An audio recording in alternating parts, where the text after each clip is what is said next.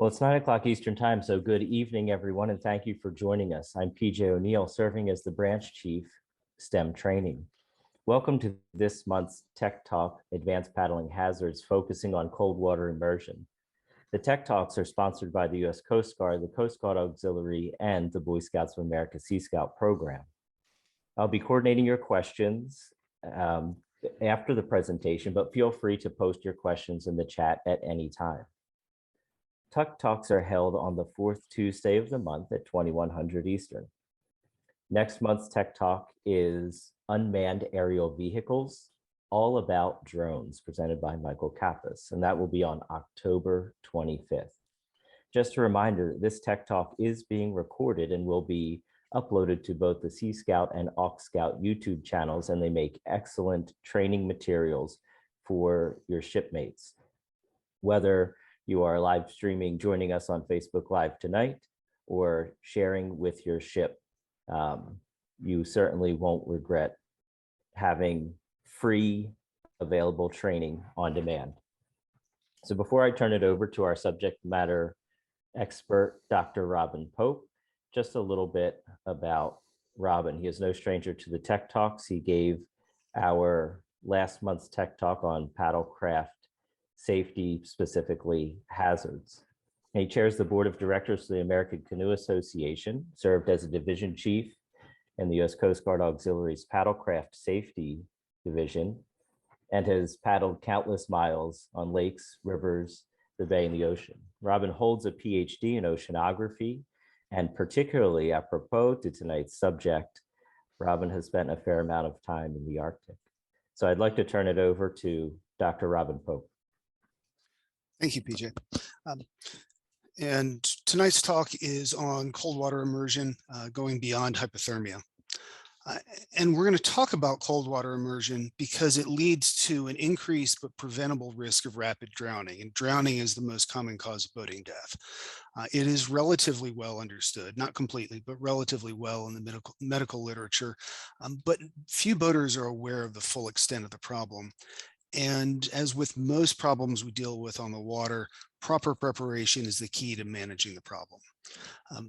Even though this is a paddling oriented talk, we all boat on cold water. Whether you're on a paddlecraft, a sailboat, or a powerboat, cold water is cold water. So what we cover here will be apropos to anyone that gets on the water. In the talk tonight, I'm going to go through some popular beliefs versus reality to set the stage. Define what cold water is, because many people don't have a knowledge of what the medical definition of cold water is. Specifically talk about 4 different types of cold water immersion problems and ways to mitigate each of those, and then look at some implications for individual boaters and for boating programs. In last month's talk, we talked about a risk management approach that circles around anticipating problems and then taking steps to prevent them. And most of this talk is going to be focused on those 2 steps, particularly with cold water. If we don't prevent the problem, managing and mitigating it after it happens are much, much more difficult. So we really want to take the philosophy that the best rescue is the one that's never needed, and make sure that through our steps to anticipate and prevent problems, we never have to do them. Never have to deal with a rescue. At the same time, we always want to remember that it's important to learn from the mistakes that we deal with, but it's always better to learn from someone else's mistakes than from our own. So some popular beliefs. It's a popular belief that hypothermia is the major risk in cold water, and that in fact, if you fall into cold water, you're going to die in a few minutes. There's a belief that you don't need a wetsuit or a dry suit unless the combined air and water temperature are 120 degrees Fahrenheit or less. And a belief that cold water is really cold. Essentially, if there aren't ice cubes floating in it, it's probably not cold. These are all false.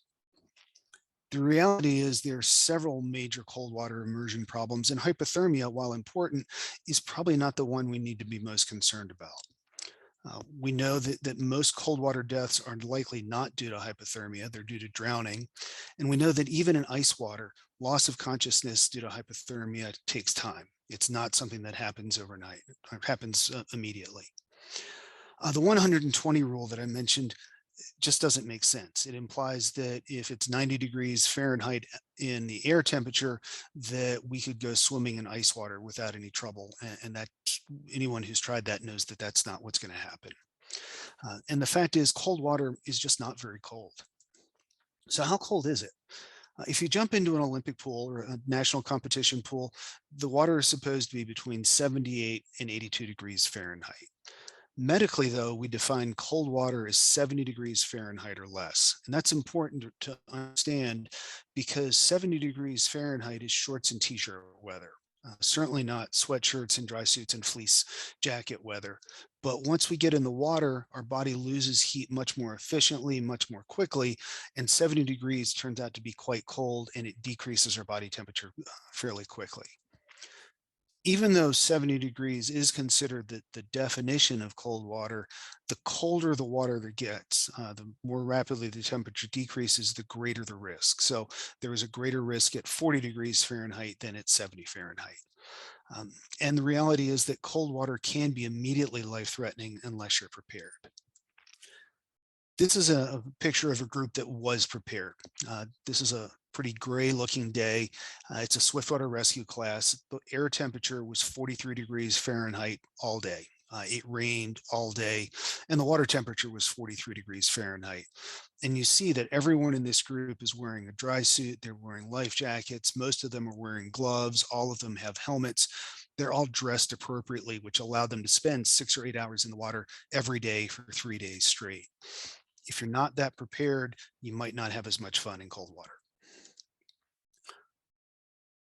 When we look at cold water immersion syndromes, things that happen to your body on exposure to cold water, we can look at 4 specific responses: cold shock response, cold incapacitation, hypothermia, and circum-rescue collapse. And we're going to look at each one of these and talk about how to, what they are, how to deal with them, and what happens after you dealt with them. So the cold shock response, also in literature called cold shock or cold water shock, is an immediate reflexive response. It's something that happens without any thought. It can happen within seconds of exposure, and it typically lasts for 1 to 5 minutes. Colder the water it is, the higher the risk of it occurring. So you might jump into 65 degree Fahrenheit water and not have it happen. Jump into 45 degree Fahrenheit, there's a much greater chance of it occurring. And the impact rapidly reaches its maximum effect. If you think of it as a light switch, some light switches have a dimmer. So if I have a dimmer switch, for example, the way that we respond when it gets hot, we gradually get warm, we sweat, we do things, our body changes in response to that temperature. That's not how cold shock works. It's more of an on-off switch. So at 60 degrees Fahrenheit, you might be okay today. At 58 degrees Fahrenheit, you might have very significant impacts from this. It's more of a yes-no impact than a gradual impact. And what happens? Within those first few seconds of cold water exposure, you have sudden gasping. Your breathing rate could increase 10 times or more, and your breath holding time could decrease 4-fold or more. In one of the research studies that I've listed at the end of this presentation, there was a subject whose breath holding capacity decreased to 1 second. Imagine if you're underwater when that happens. You're likely to take a breath underwater, and that leads to all sorts of problems. Other things that it'll do is increase your blood pressure and your pulse. It hurts. Cold water exposure can be very painful, which can lead to panic. And physically, it leads to loss of coordinated motion, which creates difficulty swimming. Not exactly what you want when you've been exposed and are sitting in, or swimming in cold water. The next phase is cold incapacitation. And that's what happens when extremities cool and lose their function. Subjects suffering from this lose fine muscle coordination at first and then lose large muscle coordination. One of the things that we teach is that you need to wear your life jacket all the time when you're paddling. And some of the things we hear from people are that, oh, I'll be okay. Once I get in the water, I'll be able to put my life jacket on. This is a good reason why that's a bad idea. If you've lost that fine muscle coordination, you're going to have trouble adjusting the life jacket, trouble getting it on, trouble zipping it up at a time when you most need it. So this is a good reason to wear your life jacket all the time. In very cold water, You can lose gross muscle coordination in as little as 10 minutes, and that leads to a swim failure. Unfortunately, if you're not wearing a life jacket at that point or don't have some other flotation, you're no longer able to swim and you submerge under the water. Hypothermia is the third thing we have to consider. And medically, that's defined as when your core body temperature is 95 degrees Fahrenheit or less. And we can look at three types of hypothermia. Mild hypothermia, something that many of us have experienced. People will shiver, they'll have decreased physical ability and decreased mental ability, including worsening judgment. We talk about people suffering from the umbles. They bumble, they grumble, they fumble about, they mumble, and they stumble. All signs of mild hypothermia. As hypothermia worsens, that shivering that was starting out in mild hypothermia can stop. Subjects can become lethargic or even unconscious. And in severe hypothermia, the subjects are unconscious, their vital signs are reduced or absent, and their heart stops beating correctly, and ultimately the patient dies.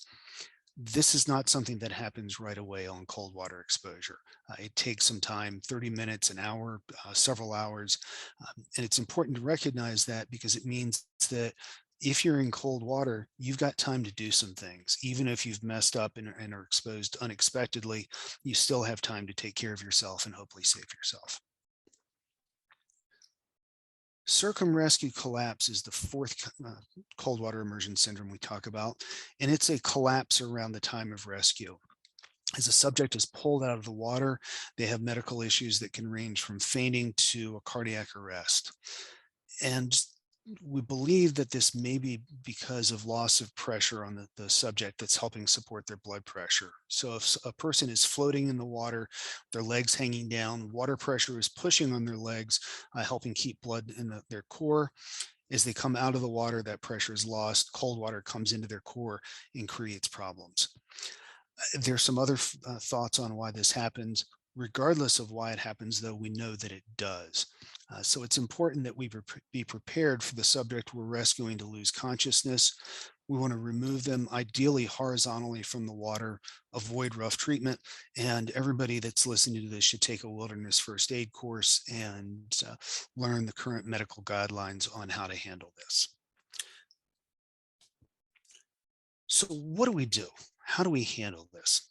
The first thing we want to think about if we're suffering from cold shock response is get to the surface. If we fall in, we want to get to the surface, take some effort to control our breathing and reduce our panic. We want to stay afloat, and generally that means that we float on our back, try to get things under control. That's much easier to do if you wear a life jacket. And again, if you're going to boat, in a small boat, you should wear a life jacket. Next thing we want to do after our breathing is under control and we've kind of gotten through that panic phase is to start taking whatever critical survival steps need to be done. We want to avoid thrashing around and cooling ourselves off even more efficiently. We want to move purposefully to do whatever needs to be done. And every situation is different. So this might be securing your life jacket more snugly. It might be swimming for safety. As a person who predominantly paddles in a river, it might be 50 feet for me to get to safety, and that might be the right thing to do. When I'm sea kayaking and I'm a couple miles offshore, probably not the right thing to do. If I have a personal locator beacon, this is the time to activate it. Do whatever else I need to do for call for help. And if there's debris or anything else that's floating around, I want to get in on that, do whatever I need to do to get out of the water. It's important to have some situational awareness so that you can figure out what you need to do. As you lose coordination and strength, cold incapacitation comes in, and we need to start thinking about how to conserve heat. And the Coast Guard and a number of other boating organizations talk about the help and the huddle position. Help is the heat escape lessening posture, and huddle is just a group huddle. It's important to remember, though, that these are things we do after you've done everything else and there's nothing else that you can do. You're just waiting for someone to rescue you. You're offshore floating. You've done everything you can to call for help. You're no longer able to swim. And these are kind of the last ditch things to do. This slide shows a picture of the heat escape lessening posture or help position. The gentleman has his knees tucked up, he's holding on to them, and he is floating with his head out of the water. I encourage you to go and practice this before you need it, because when I do this, my body rotates and I float face down, not the position I want to be in a survival situation. So there's an alternative if you do float face down here, and that's to simply let your legs hang, cross them over so your legs are heating each other, and then hug your arms to your chest. The huddle position is exactly what it says. It's a huddle. And we can see here that the family is huddled together. This does two things. One, it helps share body heat and keeps everyone warm. Second, it means that there's a bigger target for people looking for you. It's much easier to see a single group of 3 people or 4 or 10, or however many in the water than a series of individual people. So hang on to each other, huddle up, and keep yourselves together if you get into this disastrous situation. Ultimately, hypothermia, unconscious, and death are going to happen.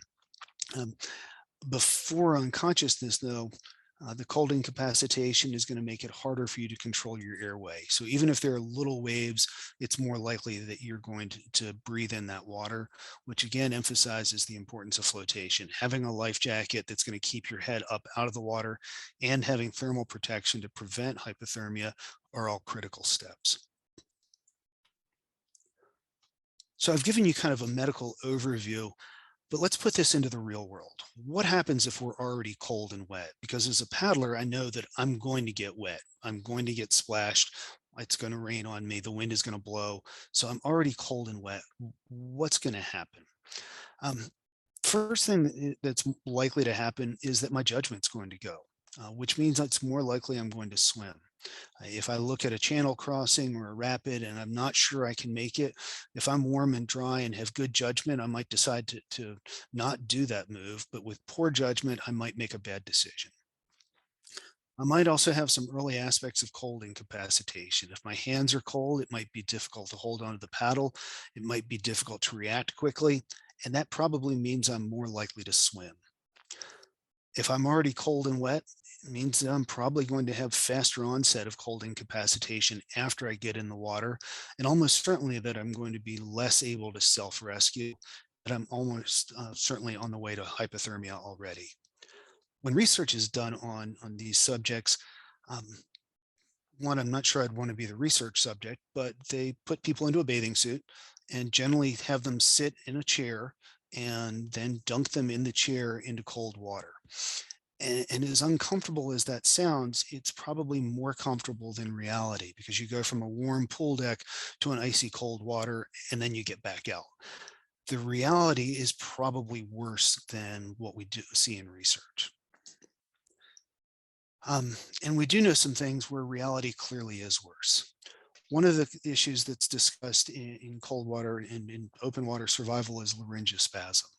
Laryngospasm happens when you gasp in water, it strikes the throat and the airway spasms shut. Doesn't always happen, but it's something that has been documented.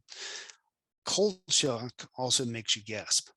So when we research cold shock, we try to keep the subject's head above water, but if their head is underwater, that gasp would occur at a time when it is likely to cause laryngospasm, which makes things worse. Second is the concept of mammalian diving reflex, and that's a phenomena that seems to occur to mammals. It's much more likely to occur in small children and infants than adults, but it likely occurs to some extent, and it makes your pulse and respiratory rate drop. Cold shock makes your pulse and respiratory rate skyrocket high. So we have one mechanism, one physiologic mechanism that's making your pulse and breathing rate drop, the other that's making it go up, and your body doesn't like that. It can lead to a heart attack or stroke. Another issue we need to be concerned about is flush drowning, and that's a drowning that occurs to a subject wearing a life jacket who is not entrapped or otherwise held underwater. It's not a medically recognized term, but it is widely used by paddlers. And we think it's due to repeated aspiration of small amounts of water. So as you're bouncing down through the rapid, you try to take a deep breath. Sorry, my cat has decided he's going to listen to the talk. You try to take a deep breath and you get splashed with water, and you cough it, but you inhale a little bit. And as this occurs over and over, it leads to a drowning. Cold incapacitation likely leads to decreased control of your airway, which means that flush drowning is more likely to happen. The take-home message here is that cold water is a real problem, and we want to take steps to prevent cold water immersion. So how do we prevent the problem? And the easiest thing to do is take steps to not go in the water. We know that capsizing and falling overboard are the leading causes of boating deaths. If we look at accident statistics from the Coast Guard, regardless of the type of boat that you're on, capsizing and falling overboard are what are causing fatal accidents. In paddlers, that's even more true. And I've said many times, paddlers are really swimmers who periodically sit in boats. We have to assume that we're going to swim. And in cold water, we need to take steps to make sure that doesn't happen. So we want to take attention to the weather and the water conditions. We want to boat under control and choose calmer venues so that we're not getting exposed to spray. We've got conditions where we're unlikely to have an unexpected entry into the water. We probably want to have paddling trips that are closer to shore and during the middle of the day when the conditions are warmer. If you're cold already, we want to put clothes on before we get in the water. We want to pay attention when people swim, because that first capsize or fall overboard might not be the one that causes the problem. It's the root to the problem, though. It makes the person get a little bit colder, decreases their judgment, their hands get a little bit cold, and then it might lead to a second or third or a fourth swim, and that third or fourth swim is when the subject really has a problem. So when people start to swim, when they start to capsize, that's the time to reassess things, get some more clothes on, perhaps change the trip or get off the water. Ultimately, though, we need to dress to swim. We need to wear our life jackets all the time, and the life jacket needs to be properly fitted, properly secured. We need to wear proper clothing for the water temperature. And what I need to wear may not be what you need to wear. The only way for us to be sure is to test your gear before you need it in the venue that you need it. So if you're going to be out boating in 45-degree water temperatures, you need to jump into the water in 45-degree water temperatures when there are other people around to take care of you, and you're preferably in standing depth water, and see how you feel. If you stand in the water for 30 seconds and you're shivering uncontrollably, you need more clothes. And if you don't have them, we go back to the idea of preventing problems. Maybe this is the time to do some type of other trip. We also want to make sure that we've got appropriate rescue and communication equipment. And that might be towing systems, it might be radios, it might be ways to build fires on shore, or just extra clothes. But we want to look at the situation and take steps to prepare for it. So I said dress to swim. Big thing is wear your life jacket, and consider how big a life jacket you need to wear over all of your clothing. Some people will have summer and winter life jackets, but regardless, make sure that you've tried it on with your winter paddling gear. Make sure that you do wear that proper clothing, and consider how you might add layers or warmth without taking off what you have on, because if you're a mile offshore, it's going to be tough to take things off. We also want to think about conditions. So an offshore sea kayaker has to be prepared to be in the water longer than a whitewater paddler in many conditions. Having said that, a whitewater paddler who is pinned in a rapid or on a feature might be in the water for an hour before they're able to be rescued. So we all need to be prepared to be in the water for a long time. Wanted to share some options for clothing. So I'll present three things. And the first is a dry suit. It is a completely waterproof and windproof suit. It has it has latex gaskets at the throat, typically at the wrists, and then on the feet, either it has Gore-Tex socks or waterproof socks, or a latex sock. And it allows you to have various layers of insulation under it. It's a very high quality rain suit. So if it's very cold, you might put on more insulation. If it's warmer, you might have less insulation. This is really ideal for frequent immersion. If you're going to be in and out of the water, it's often more comfortable than some other options, often is considered warmer. Some of the challenges, though, are that it's also more fragile than some other systems. And because it's a raincoat that we're wearing when we're immersed, if it gets torn, it might not work anymore. That hole is going to let water in, and then it's no longer going to function as it should. And they're also somewhat expensive. As an example, the dry suit that I'll be wearing this weekend is about $1,500. It's worth every penny of it, but it's not something that people can easily lay down money for. So we need to look at some other options. And another option that we might consider is a wetsuit. Wetsuits come in varying weights, varying coverages. What we see here is a Farmer John wetsuit that covers the legs and the torso, but has open arms. You can get one with full sleeves. You can get one with shorts on the thighs and short sleeves. You can get them as simple vests and pants. There's a wide variety that's out there. They've got some really good things that they provide. They do provide some flotation, they provide some impact protection, and they're warm, but they're often considered not as warm as dry suits, although depending on the amount of layering they might be. And they are less expensive than dry suits, so they're often a better option for people that are just getting into paddling, and probably a better option for scouts on limited budgets. Third option is splash gear, and this really is rain gear that we wear paddling. Unlike the dry suit that is waterproof, watertight at the neck, wrists, and ankles, this is more water resistant, maybe. So this has an open neck.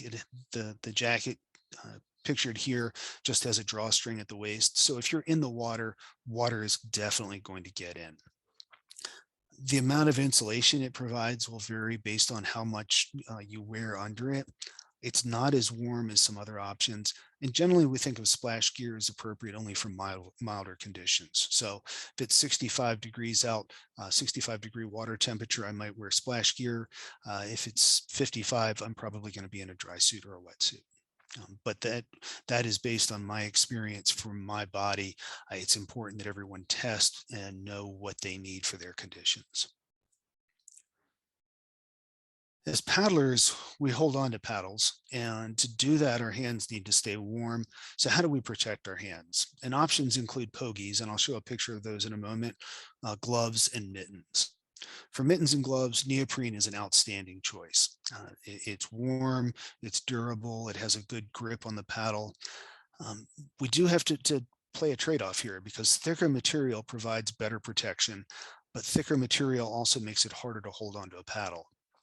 And most gloves that you get for paddling are 1 to 3 millimeter thick neoprene. Thicker than that would be much warmer, but much harder to hold onto a paddle.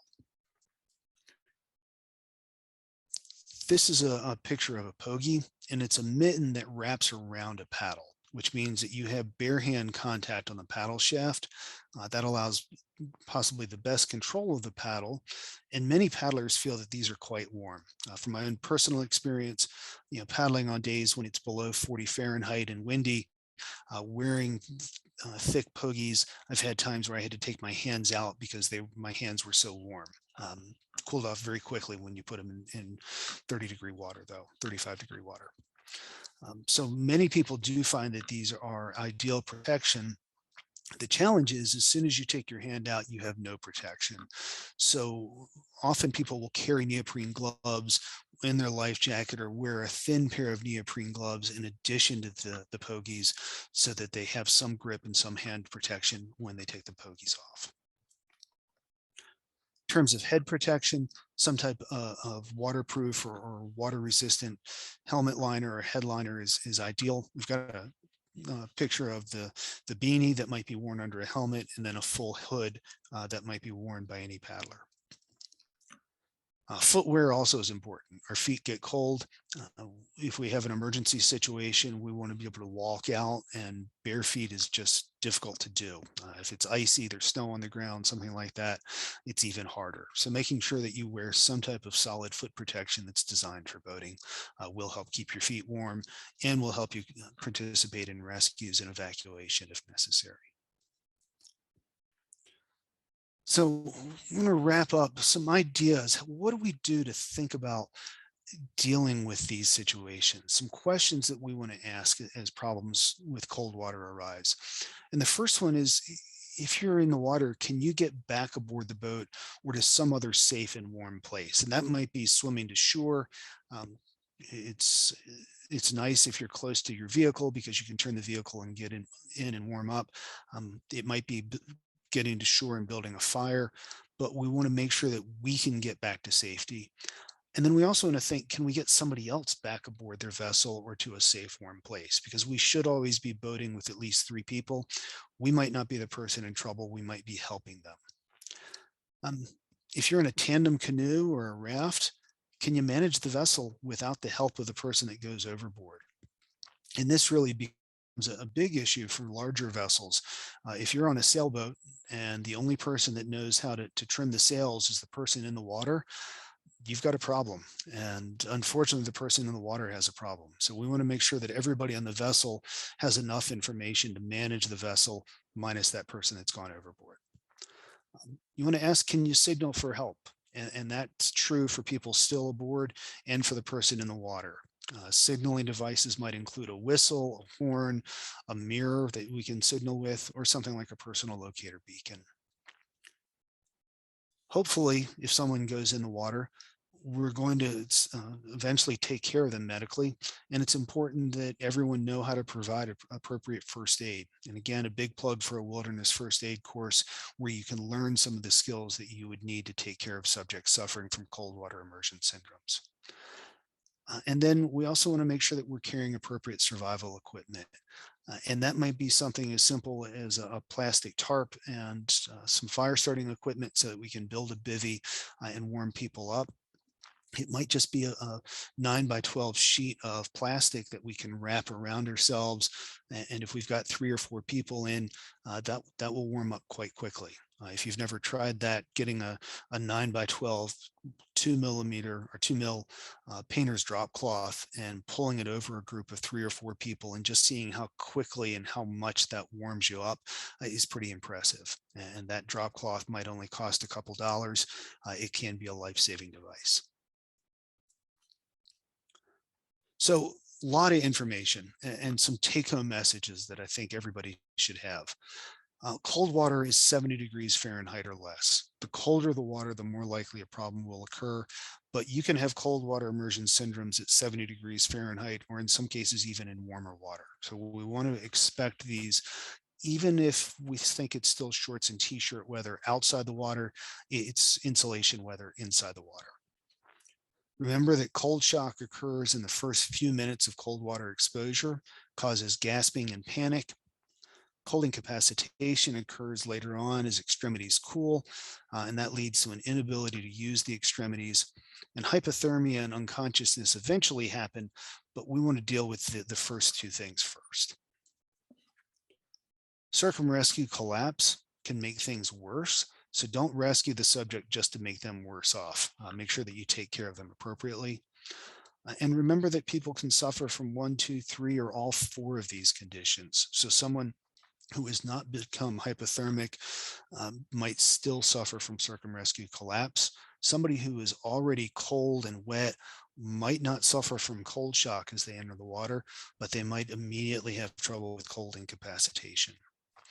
So we want to make sure that we're looking out for these and taking steps to prevent them and treat them when they occur. We also want to remember that we probably don't have to go into the water to suffer from cold-related illnesses. So take steps early. As soon as you walk outside, you go on your paddling trip, feel the weather, and if it's cold, that's the time to put on more clothing. If you get to the water and you put on and people are starting to have trouble, before it gets bad, get off the water or go to another paddling venue. Take steps you need to take to make sure that things don't get worse. Because we do want to prevent the problem. Problems can happen to all of us. So take steps to make sure that we don't capsize or fall overboard. Boat in controlled conditions, boat below your skill level. But do be prepared for it to happen to someone. Dress to swim in the water conditions. And remember that thermal protection and flotation are just like seat belts. They don't do any good if you're not wearing them. They've got to be on you so that they take care of you. And fundamentally, learn how to respond to the problems that happen. I'm going to scroll through some references, and so that people that are seeing this on the Facebook Live or the recorded version can have these. So this is a list of helpful websites.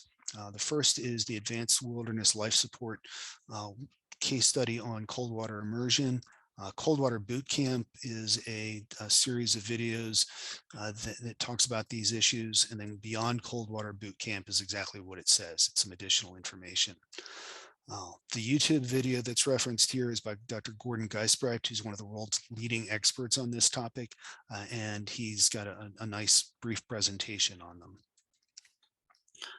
The YouTube videos and Vimeo videos that are referenced on this page are all much more in depth, and they're worth looking at.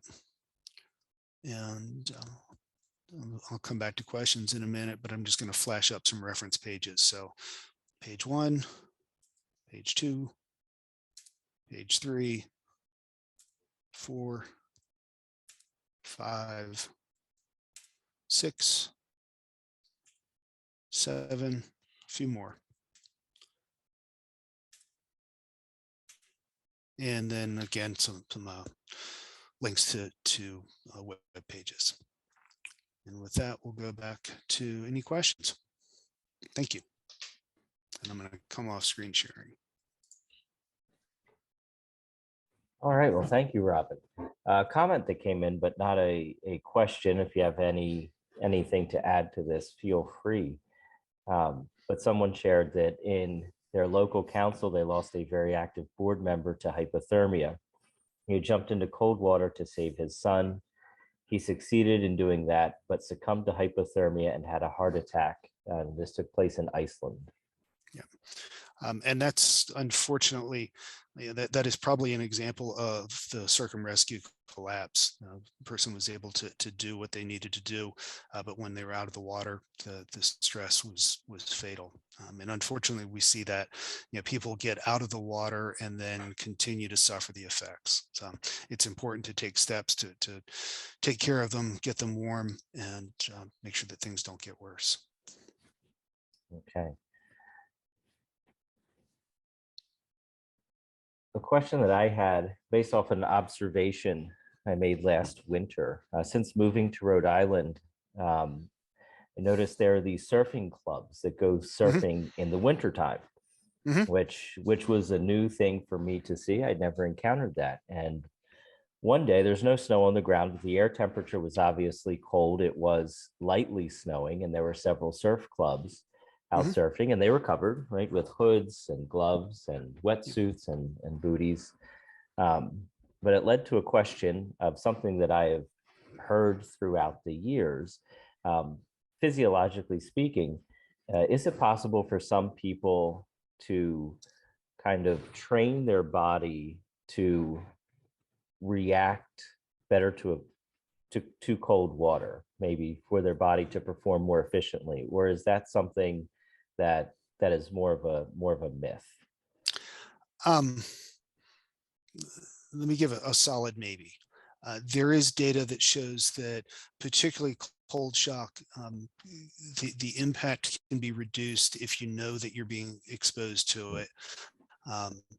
That pre-exposure will shorten the future exposure for some people. There are a lot of people that will do cold water exposure to make them more accustomed to it. So yeah, there is some to that idea that pre-training and conditioning will make you better able to deal with it. I think part of it also is just a matter of I'm going to use the word hardening, but I don't mean that in terms of making yourself hard. It's more like tempering. If you know that there's going to be some misery, and you know that that's normal, and you know that as you get active you're going to warm back up, then it's not frightening and you get through it. But I'm not aware of a lot of research. It's something that it's hard to get people to get approved for research on. That's something that seems more like it speaks to the mental state of dealing with cold water, and would certainly not be a recommended training method. Yeah, well, and there are certainly physiological limits. You can be as tough Sure. as you want, and at some point the physiology takes over. And if I take you and throw you into ice water, knowing that it's going to be really painful and uncomfortable doesn't change the fact that it is really painful and uncomfortable, and you will have a physiologic response. There is a limit to what you can train out. Point well taken. All right. I'm just checking the chat. I don't see any other questions coming over from the Facebook Live. So I do want to thank you again, Robin. I did forget to mention in the beginning of the presentation, though I have in previous introductions when Robin's been our subject matter expert, as a physician's assistant, clearly has a better understanding of the human body and physiology than many of us. So I really appreciated not only all of the precautionary measures that you shared with us tonight, but also really explaining how our body reacts to the cold water. And I think, your takeaways of training before you need to actually use a technique or a piece of equipment has really carried through all of the Paddlecraft tech talks that we've had.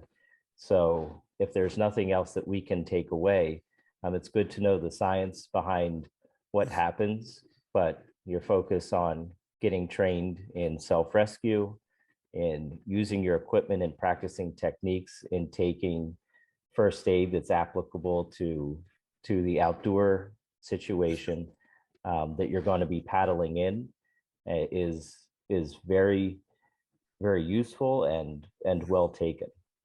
So training. Yep. You want to train harder than you're actually going to need it. All right. Well, thank you again, Dr. Robin Pope. We're going to wrap up the tech talk for this evening, and hopefully we'll see you again for another tech talk. Next month, October 25th, we will be talking all about drones, unmanned aerial vehicles. So I hope to see you on October 25th. Good night, everyone, and thanks for tuning in.